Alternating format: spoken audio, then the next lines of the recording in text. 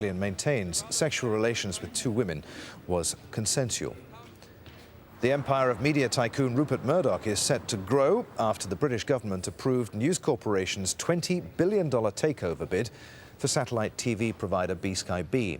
It already owns 39% of the company and 4 newspapers in the UK. But as a condition of the takeover, one of the channels must be made an independent company for competition reasons. The deal remains subject to an industry review. Now to what's being hailed as a medical breakthrough. In Britain, doctors have brought a stillborn baby girl back to life by freezing her brain. Ella Claxton was starved of oxygen at birth, but the cutting-edge treatment has given her a second chance at a healthy life. Paul Brennan explains. 9-month-old Ella Claxton plays happily with her mother with no visible ill effects from what was a traumatic birth. Her mother's placenta had ruptured. It took doctors 25 minutes to get Ella's heart beating. And even then, it looked like the baby would be left brain damaged. Ella, they decided, would have to go to a specialist unit 50 kilometres away in Cambridge. I didn't know what was going to happen, and they explained about this cooling treatment. That they were going to wrap her up and she was going to be cold for 72 hours, and we didn't know what the outcomes were going to be, but it was a matter of taking time by time, bit by bit. Ella's body temperature was cooled from 37 degrees to just 33.5 degrees. After 72 hours, her temperature was carefully brought back to normal. The brain damage, which would have been inevitable, had been prevented. The technique was finally passed as safe by the UK's clinical watchdog in May last year, after years of dedicated research by this man and his colleagues at Imperial College London. About 20 years of experimental studies led on to the clinical trials, which completed in about 2007. And since then, cooling has been introduced widely. Over 1,700 babies have benefited from cooling in the United Kingdom. And the chances of improving, of surviving without any brain injury have been increased by about 50% with this treatment. And the news is spreading rapidly. The work pioneered by the researchers here at Imperial College's Medical Sciences Centre involved cases from the UK, Hungary, Sweden, Finland and even Israel. But the benefits are now being felt worldwide, as far afield as America and Australia. Inevitably, more research is always needed. The UK remains the only country with a national register of babies treated this way. Keeping track of the future development of children like Ella Claxton will be crucial in further understanding the brain's ability to heal. Paul Brennan, Al Jazeera, London. Now to the final frontier. The last spacewalk has been made from the US space shuttle Discovery. NASA's oldest shuttle is on its 39th and final mission before being retired. Astronauts Alvin Drew and Stephen Bowen carried out a 6-hour spacewalk to prepare the International Space Station for life after the shuttle program. Discovery's sister shuttles Endeavour and Atlantis are due to make their final flights in April and June before they are replaced.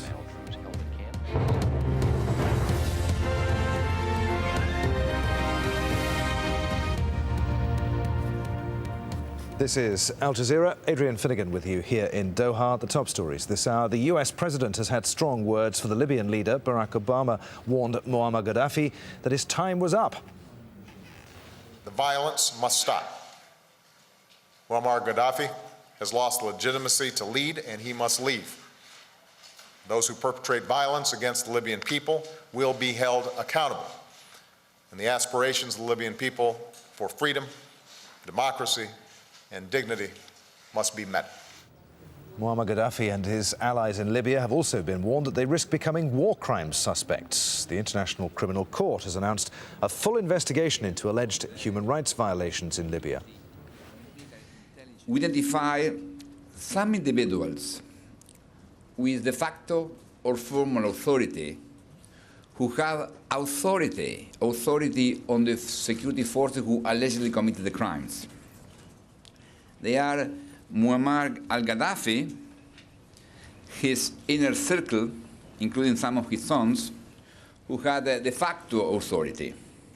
But also, there are people with some formal authority that should pay attention to the crimes committed by their people. Tens of thousands of foreign nationals are said to be still trying to flee Libya. The UN says that refugee camps on Libya's border crossings have reached what they call a crisis point. There's been more political upheaval in Egypt. Ahmed Shafiq, the prime minister appointed by Hosni Mubarak, has resigned and will be replaced by the former transport minister, Essam Sharaf, who won praise for trying to introduce a new nationwide transport system. In Yemen, thousands have again been demonstrating in the capital Sana'a and the northern city of Sada. A senior government official says that President Ali Abdullah Saleh will respond positively to an opposition roadmap for him to step down. Security forces in Côte d'Ivoire have killed 6 women at a rally in support of the opposition leader, Alassane Ouattara. More than 200,000 people have fled Abidjan after days of clashes between protesters and President Laurent Gbagbo's supporters. Morgues and hospitals are struggling to cope with the influx of casualties. Those are the headlines. The news continues on Al Jazeera after Egypt burning.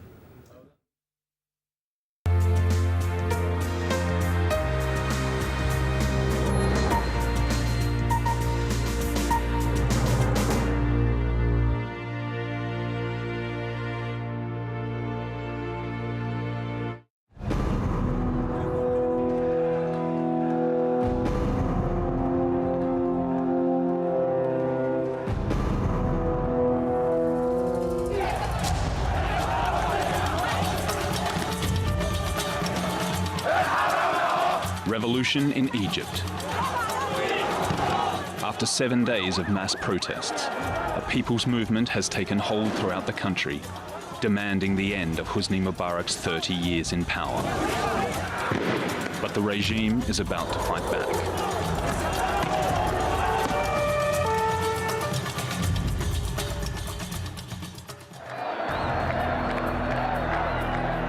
Tahrir, or Liberation Square, in the center of the Egyptian capital, Cairo. Police have melted away. The army has moved in, but has done nothing to stop the protests.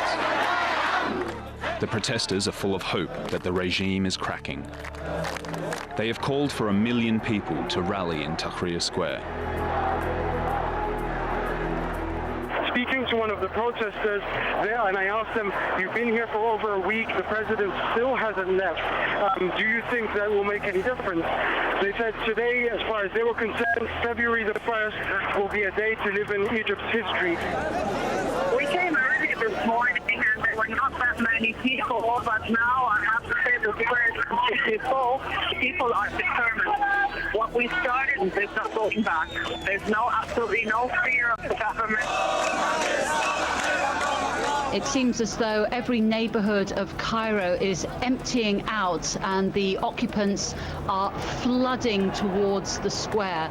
There is really a sense of humanity on the move. It is remarkable, the broad cross-section of society you're seeing there. For the first time in Egyptian history, from Pharaohs till now, Egypt had a genuine revolution. ليه حرام؟ ليه تغيير؟ كل سنة يبقى في تغيير حرام.